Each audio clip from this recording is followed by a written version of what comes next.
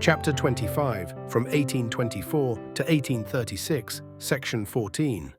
The glorious 23rd of May. Such was the day and month of 1831, separated by those who witnessed its achievements to everlasting renown. The excitement of the campaign against the blacks had absorbed political animosities and brought all parties together. But by this time the popularity of the governor was spent.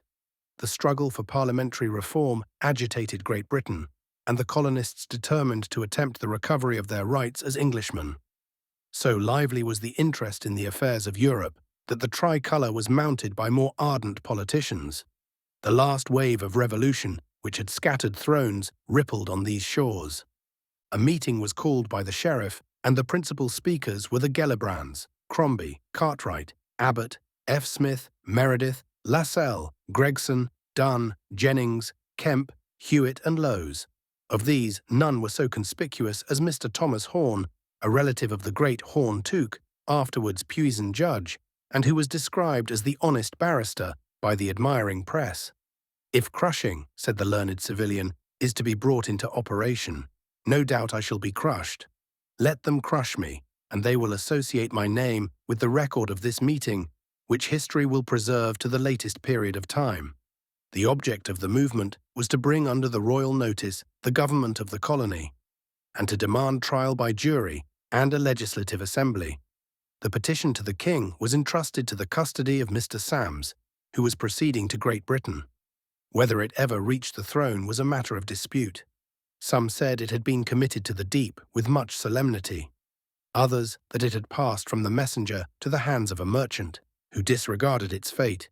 It obtained no reply. The colony had just reason to complain at the time. The Supreme Court had been closed for many months. The business of the Legislative Council detained the Judge and Attorney General from their proper functions, and for nearly 2 years no jail delivery had occurred at Launceston. 2 persons, father and son, charged with cattle stealing, had been 2 years awaiting trial when they were both acquitted. The evidence against them was of the slightest description. Yet during their detention, domestic calamities of all kinds had overtaken them. The delay was still further extended by the issue of a new charter, and with the usual incaution of the Secretary of State. This charter arrived in 1831. It nominated Mr. Pedder Chief Justice and Alexander Macduff Baxter, puissant judge. It made no provision for continuing process begun in the late court and required colonial legislation to cure the defects of its details. Mr. Baxter, the puissant judge-elect, had been Attorney General of New South Wales. His relations with Darling had not been cordial, and he was disgraced in the eyes of the public by domestic differences. His wife was insane, and he himself was intemperate. Just before he left Sydney for Van Diemen's Land, he was bound over to keep the peace and was declared insolvent. On his arrival, the royal warrant for his induction had not reached the colony, and after some delay he returned to New South Wales and thence to Great Britain, where he died. Mr. Baxter ascribed his ruin to his grant from the Crown. He employed persons to look after his estate, and they conducted him to beggary. The Lieutenant Governor resolved, if possible, to exclude Baxter from an office which he could only dishonour, and passed an act pronounced by the lawyers a piece of doubtful and dangerous legislation, by which the clause of the Charter requiring 2 judges was expunged, thus constituting the Court of One. The Act of Parliament, however, authorised the measure. The Council had power to repeal or annul a patent, until the pleasure of the Crown were known. The Act was approved and remains among the laws. Occasions might occur when the course of justice would be arrested in a small community by requiring many officers to constitute a court. The reformers were not disheartened by their failure. They assembled again the following year at the request of the Horners, the Gellibrands, and the Gregsons. The effort was unavailing. In 1834 it was renewed with still more earnestness.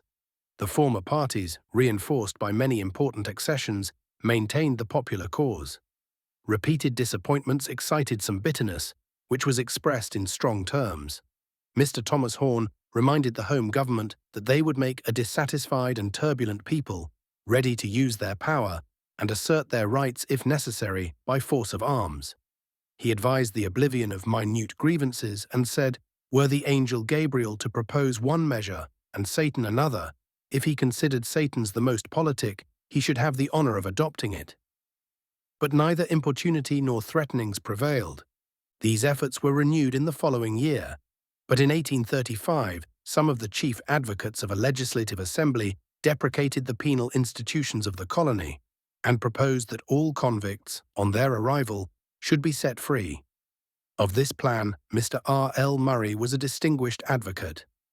A deputation from the Meeting for Free Institutions requested the intercession of the governor with the Crown, but he replied that if the grant of free institutions and the discontinuance of penal coercion were connected by one common advocacy, the interests of the colony, of the Crown, and of philanthropy would demand the most serious precaution.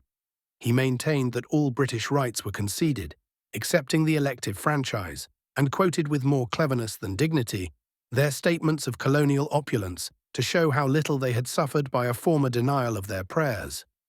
Mr. Gellibrand, Sr., was a person of intellectual tastes and lofty spirit.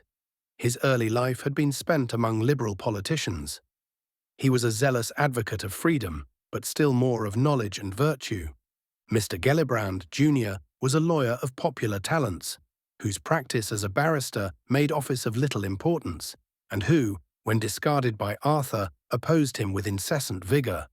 His eloquence was never exhausted, and his learning as a lawyer obtained him consideration in the court, which his boldness as a pleader often threw into jeopardy. Mr. Thomas Horne exhibited a fervor in the popular cause, worthy his kinsman. The rest were chiefly settlers and patriots from resentment or conviction. These meetings preserved the principles of constitutional freedom, and if they did not hasten its possession, reiterated its lessons and prepared for its enjoyment. Whatever temporary turmoil the meetings created, they were conservative of great interests and deserve a grateful remembrance. These appeals to the British legislature were commonly accepted in silence. By the Crown, they were graciously received and forgotten. They had no perceptible influence on colonial policy, and only acquitted the settlers of indifference to rights which can never be valued at too high a price. The surplus revenue accruing from year to year suggested to the Secretary of State the imposition of police and jail expenses on the colony. The non-official members of the council, except one, voted against the appropriation. They denied that the supposed advantages conferred by prisoner labor justified a claim on the colonial funds for the support of a great national object, and they added this remarkable passage: "The influx of moral pollution has been perpetuated, and the colony doomed forever to be the jail of Great Britain and destined never to rise to any rank among the British colonies." A dim foreshadowing of that universal sentiment to which the constant attempts to lessen the profits of prisoner labor gave rise. The revenue was largely dependent on the consumption of liquors and upon habits which generate crime and impose expenses on the public. It received an appropriate destination, funds contributed chiefly by drunkards for the repression of criminals. Such was the apology for exactions enormous when compared with the population, a view not easily impugned, except that in such cases the interest of the government ceases to be hostile to vices which increase its wealth. End of chapter 25, being chapter 3 from 1824 to 1836, section 14.